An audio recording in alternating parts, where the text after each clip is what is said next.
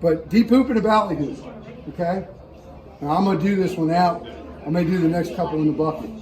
But the thing with deep hoop and a ballyhoo is first thing is limber them up. Get her loose. Get her loose. That's what he Get her so she'll swim. But only break the backbone all the way on the back and break it against your hand. First one way and then the other. Because we only want that tail to do that. I don't want the whole body doing that. I want that tail to do that. So exactly where do you break it at the tail? Right at the end of that fin. Okay. See that fin right there? Okay. Right at the end Yes, of that sir. fin. Okay? Now when I deep hoop a ballyhoo, I don't slide my hands down to deep hoop a ballyhoo. I squeeze and I move. I squeeze and I move.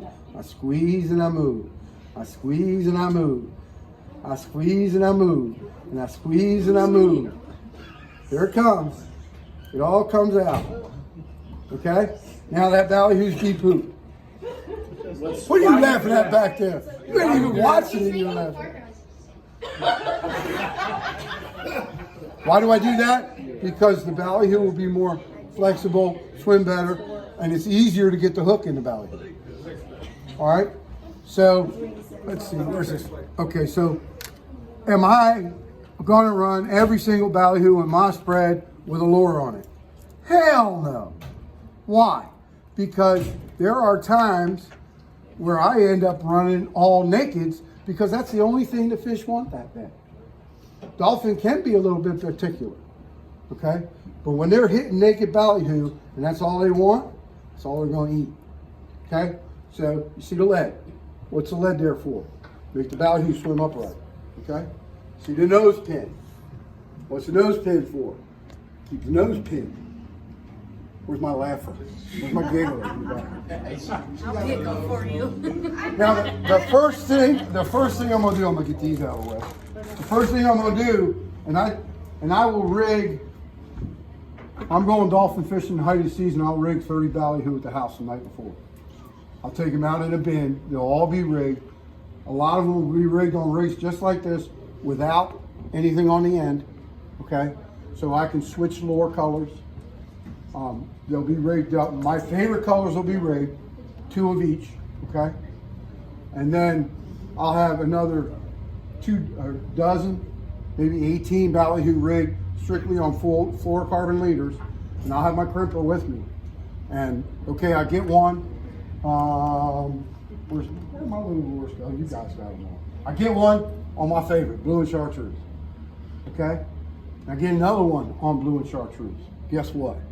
Whole spread, half the spread is going to go to blue and chartreuse. The other half's going to be pink and white, or blue and pink, either one. Okay. So first thing I do is I line up, so I know, and I place my thumb where I want that hook to come through that ballyhoo, and I hold it right there, and I put a hole. Oh, there's Brian. That's all right. I put a hole. I just got to get some scales out of the way because I didn't take, if you noticed, if you look at this, there are no scales taken off this ballyhoo. I depooped him and he's still got all the scales. Do you grind yours, Chris? After I rig them all, as I layer them in my bin, I'll sprinkle salt. My own, I use kosher salt, 2/3 to 3/4 kosher salt and the other part baking soda. Okay, I make my own. Shake it up, sprinkle it on. When you do that, does it dry the tail out to, like, okay? You just don't put that much on. Okay. Okay, so then I'm going to bring the hook in this gill plate right here. Okay, and I'm going to feel for where I want to put it through.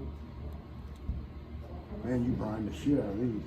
Got on the keys last year. And I get it through. You bought a defective ballyhoo. And then, Exactly what it was. and then I come until I hit that hole and I come out that hole. I push it down and I come out that hole. Okay? Then everything goes in. I pull the hook down. And you can't be bashful with them. You gotta push everything up in there, right? And you pull that hook down and you get that lead right in the center of his gill plates. Okay? And you push the pin through. The quarter ounce lead? I think that was a 3/8. Yeah, I'm gonna say bigger. Do you always use the same size? I use different sizes for different size ballyhoo. This is a big ballyhoo. This would be the right size. Okay. Then I take my copper wire and I take it up underneath this gill plate. Man, All right. You want my bifocals? no, that's not the problem. And then I take it the other side. Now some people will cut those little dorsal fins off. I take it the other side. Okay. So it's through the gill plates, behind the lead, right, and through the eyeballs.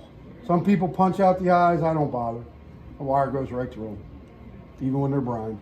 Okay? And then I take one in front of the lead. Okay? Back through. Now remember, I told you this is a little bit more time consuming. It's a little bit more difficult. But once that ballyhoo's on, he ain't coming off. Then I come behind the wire. And then in front of the wire, as much as wire, if I got as much of the copper cable I got left. And I use the heavy copper cable. Okay? Now check him, pull him down a little bit, check, make sure he looks like he's gonna swim, and that fish looks like he's gonna swim.